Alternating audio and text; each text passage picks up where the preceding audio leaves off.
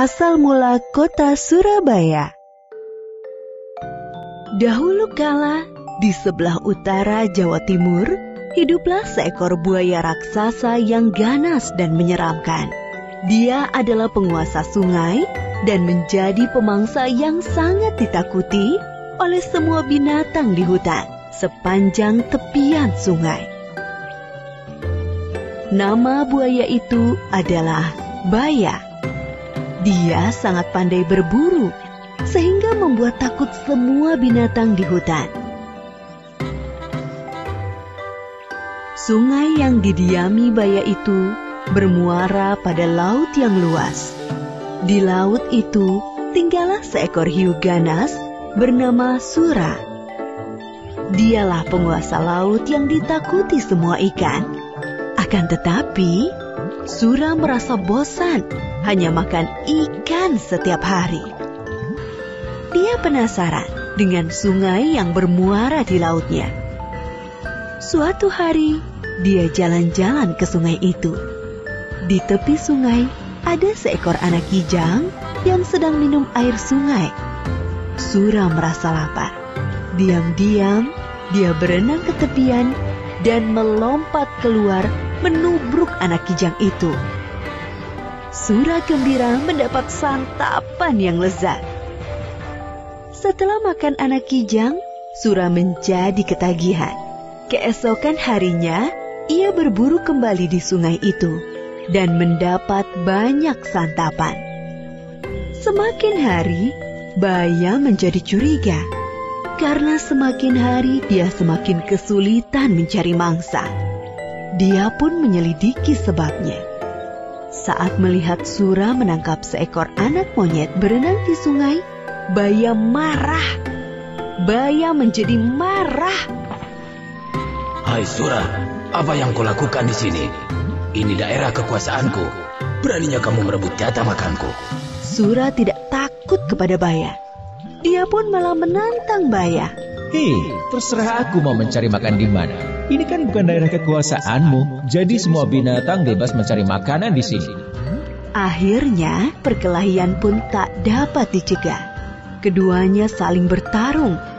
Karena sama-sama kuat, pertarungan itu pun sangat lama. Berhari-hari lamanya, semua binatang di hutan terganggu dengan perkelahian itu. Mereka tidak bisa tidur dan tak tenang. Akhirnya, kedua binatang buas itu pun kelelahan. Tak ada yang menang dan tak ada yang kalah. Sebab keduanya sama-sama kuat.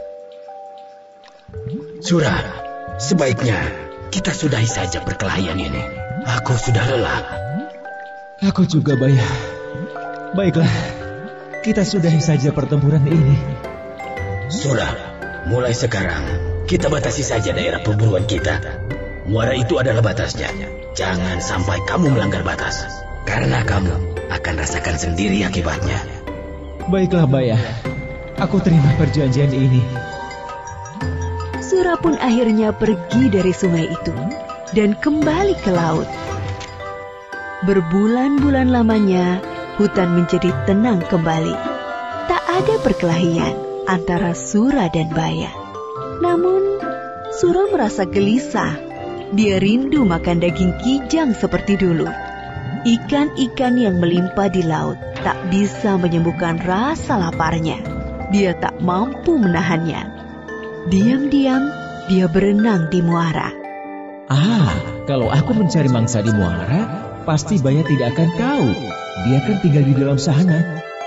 Namun sayangnya, tak ada mangsa yang mendekat ke muara. Sura bosan menunggu.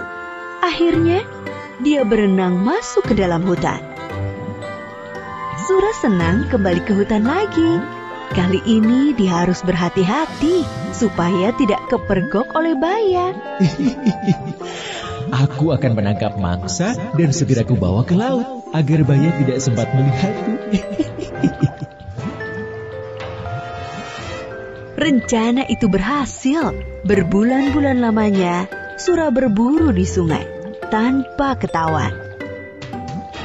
Lama-lama, Baya menjadi curiga. Sebab Lagi-lagi mangsanya berkurang. Meski dia tak melihat Sura di sungai ini, tapi dia yakin ini adalah ulah Sura. Pasti ini ulah si Sura. Awas kau Sura. Kemudian Baya menyiapkan rencana. Baya sengaja menangkap seekor kijang. Dia melukai kaki kijang itu agar tak bisa lari. Kijang itu diletakkan di pinggir sungai, lalu Baya bersembunyi. Sura yang berenang di sungai melihat kijang yang terluka itu. Hatinya gembira, sebab kijang itu gemuk. Wah, beruntungnya aku hari ini. Aku mendapat makanan gemuk. Nah. Ketika dia hendak membawa kijang itu ke laut, tapi tiba-tiba Baya datang menghadangnya. Hei, kamu ini memang bandel dan tak tahu malu Sura. Serakah sekali kamu. Bayangkan, ikan-ikan di lautmu melimpah, tapi kamu malah berburu di tempatku. Hei Baya, kalau kau mau, kau bisa saja berburu ikan di laut. Aku tidak melarangmu. Mana doyan aku dengan ikan. Apalagi aku tak tahan dengan air laut. Ya sudah kalau kau tidak mau. Yang penting aku sudah menawarkan kepadamu. Sura dengan enteng menjawab lalu bersiap menyeret kijang itu ke laut. Baya semakin marah, lalu menyerang Sura. Hei, mau kamu bawa kemana kijang itu? Ya ke laut lah, akan aku makan di sana. Bawa ke sini kijangnya. Tadi aku yang menangkapnya untuk menjebakmu. Enak saja. Salah sendiri kalau tidak makan kijangnya. Kamu lupa dengan perjanjian kita? Sungai ini adalah daerah kekuasaanku. Di mana ada air, di situ ada aku. Perjanjian kita itu konyol sekali. Ya sudah, kalau begitu perjanjian kita batal. Sekarang, siapa yang kuat berhak atas daerah ini. Akhirnya Baya menyerang Sura. Perkelahian tak bisa dicegah. Kali ini lebih seru. Tak ada yang berani mendekat daerah perkelahian itu.